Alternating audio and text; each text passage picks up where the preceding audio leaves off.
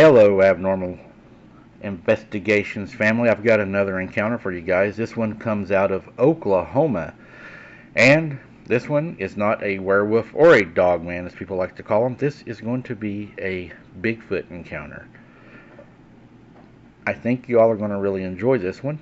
Do y'all like the Bigfoot better than the dogman, or would you all prefer the dogman encounters that I received? Let me know in the comments what you like better. This story takes place in Wisconsin a few years after my first encounter in Oklahoma. I moved to northern Wisconsin with my husband when I was 22. That was 5 years ago. My mother-in-law, we'll call her Elle, moved to Wisconsin a few months after us. She stayed with us for a couple of months and found housing through authorities. She submitted an application and a few weeks later she moved in. 2 years after that, my sister-in-law and her family also moved to Wisconsin. My mother-in-law was living in the housing for 4 years, then she was able to find housing in the town where my sister-in-law and others were living, which was 45 minutes from where I was.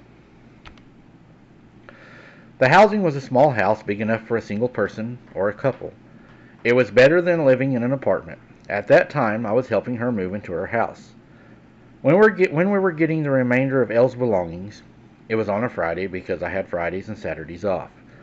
That was the only time I could help her move. The only things she had left were some pictures, beddings, clothes, and an 18-year-old cat, Prissy. Elle had left her car at her new house because she was having trouble with it, so I took her back to the weekend before that Friday. I got to Elle's place early because she was excited to leave that place and to get settled into her new one. We got my car loaded up and Elle went back to get Prissy. Elle said her goodbyes to her neighbors and got into the car, and we were on our way. Elle and I got along really well, even though most people don't get along with their mother-in-law. Elle and I usually get into trouble when we're together, but since we were in a car, we couldn't get into any trouble. We were talking and laughing our heads off because we were remembering some funny memories. We finally got to her house and loaded the car, and Elle let Prissy out of the cat carrier to let her explore the new home. I was helping Elle move some of the heavy stuff that I could lift that she was unable to due to her age. I took a look at the time due to how dark it was out. It was 9 p.m. So I told Elle, I have to get home. It's late. She looked at the time and replied, "Oh Lord, I didn't realize how late it was." She looked at me and continued, "Drive safely home and watch out for deer." And I replied, "I will." I gave Elle a hug, said my goodbyes, and I promised I'd visit her next weekend. I walked out the door and got into the car and started it. Before I pulled out of the driveway, I called my husband, we'll call him M, to let him know that I was on my way home. After I hung up the phone, I pulled out of the driveway. The road that ran from my house into my house and to Elle's house is a country road. There are woods on both sides of the road, which are farmland. I was halfway home when I saw a doe crossing the road. I slowed down to stop because she was standing in the middle of the road. Also, I usually stop anyway due to my history with deer. Usually, when there's a deer, there are more. She was standing there. She was staring at me. Something behind her in the woods. Which one's on the passenger side of the car? Driver's side if you were on the opposite side of the road. I figured it was just another deer catching up to her. She was standing there for a good 5 minutes. When she took off to the left side of the road, I continued to wait to see if there were any other more deer coming from the right side of the road, where she was starting. I sat there for a few seconds before continuing my drive home. That's when I saw movement in the brush. So I waited to see how many deer were going to cross the road. That's when I saw this creature step out of the brush. It was on its rear legs, walking like a human. It stepped onto the road and into the light from my car's headlights. It was at least 8 feet tall with a reddish-brown hair that seemed to be arms that came down a few inches above the knees. This creature stopped in the middle of the road, where the doe had been standing. At that moment, it turned its head to look in my direction, and that's when I got a good look at its face. It had a human face, mixed with a chimp's or a monkey's face. Its eyes, they were glowing with some red in them. It stood there, staring at me, or at least my car's headlights, for what seemed like forever. I felt this overwhelming fear in my body. That's when it turned its head forward and stepped off the road onto the big step, when it was a big step when it took this step. And then it was gone into the woods. I just sat there looking at where it disappeared.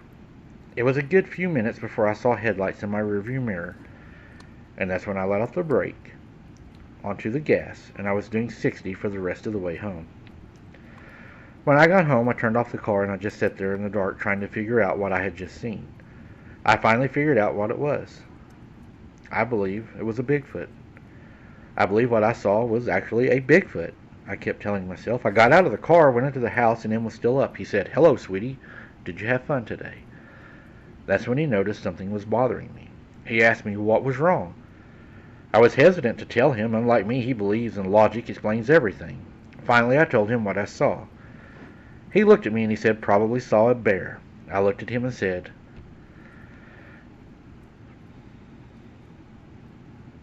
"Bears don't walk on their hind legs for that long. And they also don't have human-looking faces." Then I went into the bedroom, changed in my pajamas, and called Elle to let her know I'd made it home. I told her what I saw, and she believed me. I haven't seen it since, but for when I do, I'll catch it on my dash cam. I've now bought a dash cam. For the next time this happens, I will be able to prove that what I saw is real. I saw this same thing in Oklahoma. I know they're in different places because the one in Oklahoma was different size and a little different color. The one in Oklahoma was more of a grayish color to where this one was red. These things are in more places than we think. I thought it was pretty interesting whenever you talked about a few things.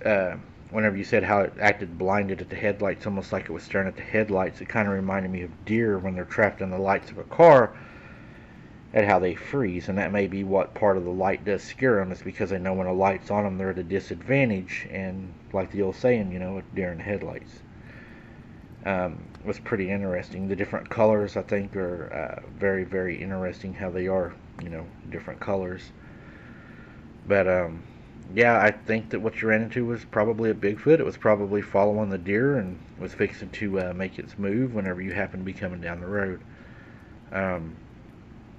I believe Sasquatch are around a lot. I know they was at my granny's house for sure. We'd found many feet print and very large feet print. So we know, in my heart, I know they exist. I know more that a Sasquatch exists than I do a werewolf, as I've seen the Sasquatch. And I personally have never seen anything that had a snout on it that was up close, other than when I was with the boys and the coyote looking things that stood on its hind legs. So yeah, Bigfoot is a much more reality to me. I wanted to share this with you guys. I hope you enjoyed it. And until next time, guys, keep your head on a swivel. Don't be something's dinner. And we'll see you on the next one.